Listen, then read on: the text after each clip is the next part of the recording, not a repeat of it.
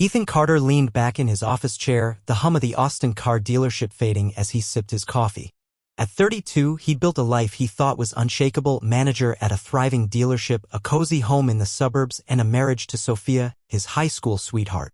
Their love story was the kind people envied, meeting at 16, weathering teenage dramas, and tying the knot at 22. Ethan believed he was her one and only, just as she was his. But today a single phone call was about to unravel everything. The phone buzzed on his desk, an unfamiliar number flashing. Ethan hesitated. Spam calls were the bane of his existence, but the area code matched Sophia's office. "Hello?" he answered, expecting her voice. "Mr. Carter, this is Marcus Reed, a colleague of Sophia's," a clipped male voice replied. Ethan's brow furrowed. "I need to meet you. It's urgent. Can you make it to the Driscoll at noon?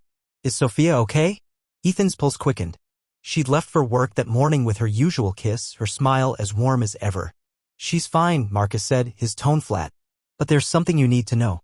I'd rather not discuss it over the phone." Ethan's gut twisted. "All right. Noon." He hung up, staring at the phone. Marcus Reed. The name didn't ring a bell. Sophia rarely talked about her coworkers, and Ethan hadn't pressed. Trust was their foundation, or so he thought. Growing up, Ethan had seen what betrayal did to a marriage. His father, a charming but unfaithful salesman, had left a trail of broken promises. Late nights, cheap perfume on his collars, and his mother's quiet tears had been Ethan's childhood soundtrack. She stayed, clinging to love, until she finally left when Ethan was 12. Her strength became his blueprint: never tolerate disloyalty. When he met Sophia, her kindness and honesty seemed like a shield against that pain. They'd vowed to be different, to build a life free of secrets. But now Marcus's call cracked that illusion. At the Driscoll, Ethan spotted Marcus in a corner booth, mid-40s, sharp suit, eyes scanning the room. "Thanks for coming," Marcus said, sliding a coffee across the table. "I'll cut to the chase. Sophia's been spending a lot of time with Liam Hayes, a guy from our office. Lunches, late meetings, and yesterday I overheard them planning a night-out dinner, dancing, and a hotel room at the Hilton tomorrow." Ethan's coffee cup froze halfway to his lips. "You're saying she's cheating?" His voice was steady, but his chest tightened. Marcus nodded. "I've seen them together. Liam's got a reputation: smooth talker, always chasing someone. Sophia's been receptive. She thinks you'll let it slide, that you love her enough to look the other way." Ethan's jaw clenched. "Why tell me this?" Marcus leaned back, his expression hardening. "I went through a divorce 5 years ago. My ex had an affair, and no one warned me. I'm paying it forward. You deserve to know." The words hit like a punch. Ethan thanked Marcus and left, his mind racing. Sophia, his Sophia, planning a night with another man? It didn't compute. But the details: Hilton, dinner, a hotel room, gnawed at him. He drove back to the dealership, barely registering the road. Could she really think he'd accept this? That he'd be like his mother, swallowing betrayal for love? By the time he parked, Ethan's shock had hardened into resolve. He wasn't his mother. He wouldn't wait for proof to fall into his lap. He pulled out his phone and searched for a private investigator. Within an hour, he'd hired Jane Kessler, a no-nonsense PI with a knack for discretion. "I need evidence," he told her over the phone. "Tomorrow night, Hilton. Follow Sophia Carter and Liam Hayes. Photos, videos, anything concrete." "Consider it done," Jane replied. "I'll have a plan by tonight." "You want audio? It'll cost extra." "Do it," Ethan said.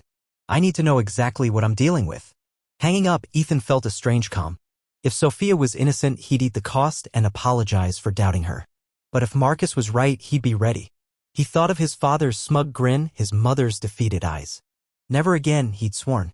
Sophia knew his stance on infidelity crystal clear from their first date. If she'd crossed that line, she'd miscalculated badly.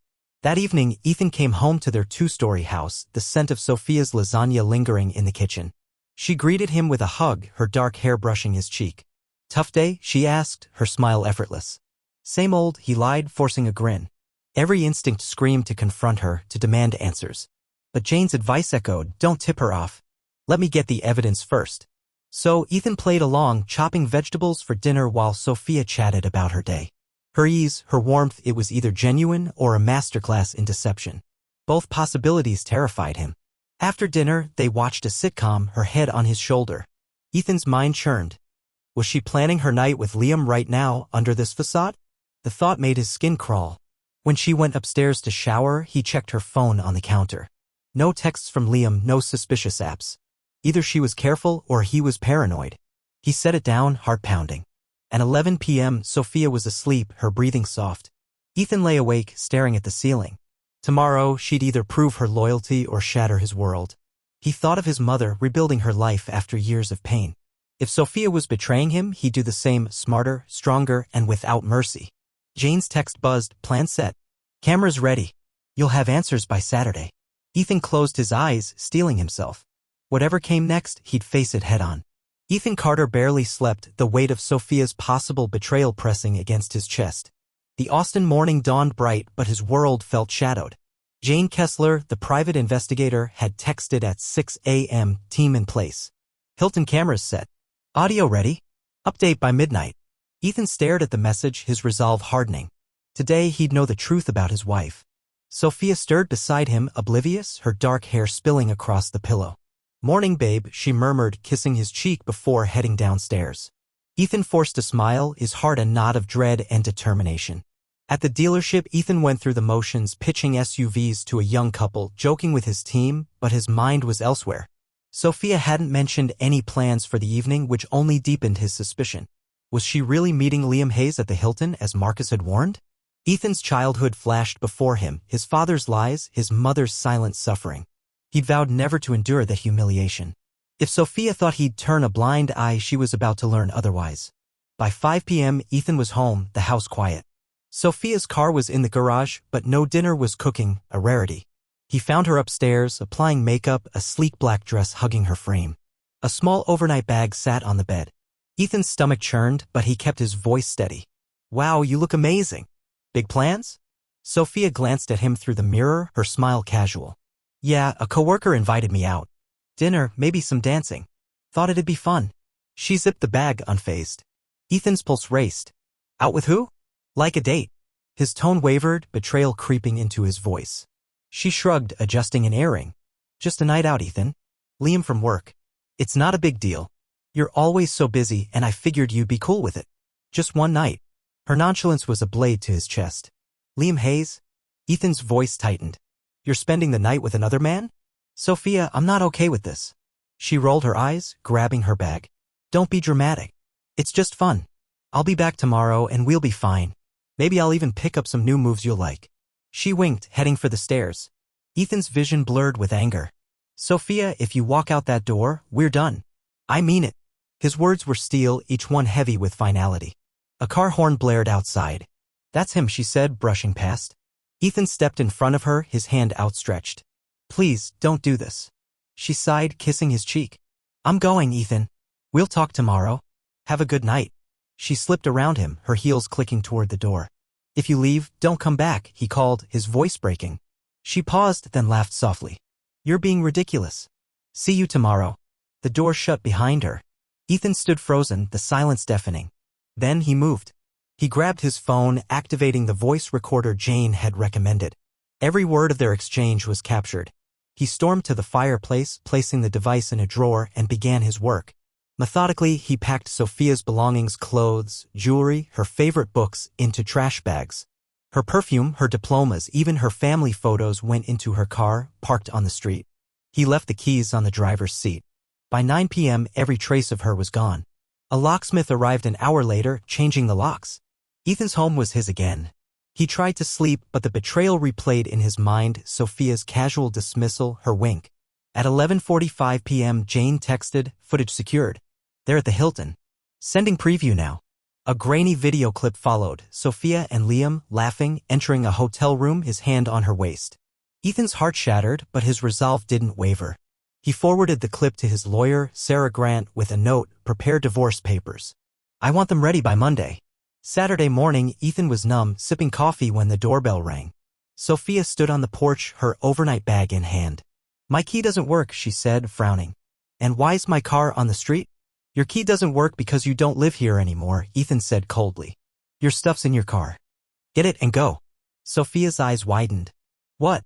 Ethan, this is my house. You can't do this. I told you, he said, stepping closer. You chose him. You're done here. This house belongs to my mom and stepdad, and they agree you're out. He shut the door, ignoring her pounding fists. When she didn't stop, he opened it again. Keep it up, and I'll call the cops. You're insane, she shouted, but Ethan slammed the door, locking it. Through the window, he saw her slump into her car, defeated. His phone buzzed. Jane again, full footage ready. It's damning. Meet Monday? Ethan replied, yes. 9 a.m. He sat back, the weight of his decision settling in. Sophia had underestimated him, but he was just getting started. Ethan Carter sat in his Austin living room, the silence of the empty house a stark contrast to the chaos of the past 2 days. Sophia was gone, her belongings cleared from the driveway, her car no longer a fixture on their street. The sting of her betrayal lingered, but Ethan's focus had shifted. Jane Kessler, his private investigator, was due to deliver the full footage of Sophia and Liam Hayes at the Hilton. His lawyer, Sarah Grant, had already begun drafting divorce papers. Ethan wasn't just reclaiming his dignity, he was building a fortress against Sophia's lies. Monday morning, Ethan met Jane at a quiet coffee shop downtown. She slid a USB drive across the table, her expression unreadable. You've got everything you need here, she said. Video, audio, timestamps. They spent 3 hours in that hotel room. Liam Sloppy left his phone unlocked. I got texts confirming their plans plus some bonus dirt on him. He's not just a cheater, he's been skimming funds from their company's accounts. Ethan's jaw tightened. Skimming? How bad? Bad enough that his boss is already sniffing around, Jane replied. I've got names, dates, and a paper trail. Use it wisely. She tapped the USB. Sophia's no saint either. She knew about Liam's side hustle and didn't report it. That's leverage. Ethan pocketed the drive, his mind racing. Sophia's betrayal wasn't just personal, it was tangled in Liam's crimes. This wasn't the naive wife he'd imagined, she was complicit. Thanks, Jane. This is more than I expected. People always underestimate the quiet ones, Jane said with a smirk. Your lawyer's gonna love this. By noon, Ethan was in Sarah Grant's office, the USB contents uploaded to her secure server. Sarah, a sharp attorney with a knack for high-stakes divorces, watched the Hilton footage in silence. Sophia and Liam's laughter, their casual intimacy, played out on her laptop. The audio captured Sophia's voice. Ethan's too soft. He'll forgive me. He always does. Ethan's fists clenched, but he stayed silent. Sarah paused the video. This is gold. Infidelity documented, with no room for her to spin it. The texts and financial records? Even better. We can push for a clean break, no alimony, no assets. If she fights, we expose her role in Liam's fraud. She'll fold. Ethan nodded. I don't want her money. I just want her out of my life. Can we move fast? Mediation's set for Wednesday, Sarah said. She's already demanding half the house. Let's see how cocky she is when we hit her with this. The mediation room was sterile, a long table separating Ethan and Sophia. She sat across from him, her posture defiant, Liam nowhere in sight. Her lawyer, a wiry man named Greg, opened with a rehearsed spiel. Mrs. Carter has been a devoted wife, contributing to the marital home. She's entitled to half the assets and spousal support. Ethan's eyes locked on Sophia. She avoided his gaze, her lips pursed. Devoted, he said, his voice low. That's a bold claim. Sarah slid a folder across the table. We have evidence of Mrs. Carter's infidelity, including video and audio from the Hilton Hotel dated last Friday. She was with Liam Hayes, a co-worker, in a romantic capacity. We also have texts showing she was aware of Mr. Hayes's financial misconduct at their company and failed to report it. Sophia's face paled. Greg stammered, flipping through the folder. This is new. We'll need time to review. No time, Sarah cut in. Mrs. Carter can either agree to a no-fault divorce, waive all claims to assets, and walk away, or we take this to court. The footage and texts will be public record. Her employer might be interested too. Sophia's defiance crumbled. You can't do this, Ethan, she hissed. I made one mistake. One. Ethan leaned forward, his voice steady. You planned it. You laughed about it. You thought I'd roll over. You were wrong. A desperate edge crept into her voice. I only did it because you were distant.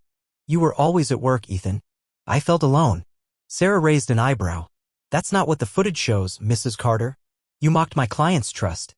Shall we play it for the mediator? Greg whispered furiously to Sophia, who slumped in her chair. Fine, she muttered. I'll sign.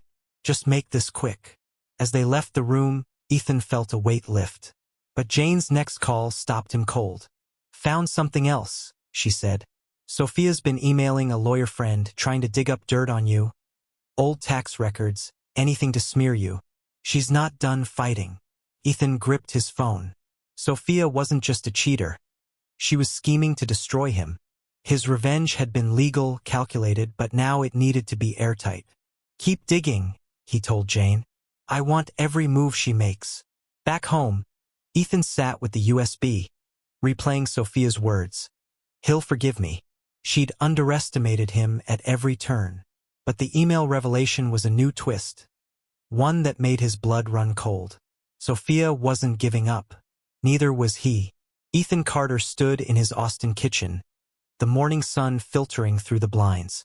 The divorce mediation had left Sophia cornered, her signature on the no-fault agreement a bitter victory. The USB drive of evidence, Sophia and Liam's hotel tryst, their incriminating texts, sat locked in his safe. But Jane Kessler's latest bombshell echoed in his mind. Sophia was digging for dirt, emailing a lawyer friend to smear him. She wasn't done fighting, and Ethan wasn't about to let his guard down. His revenge was legal, calculated, but now it demanded vigilance. Jane's next report arrived that afternoon.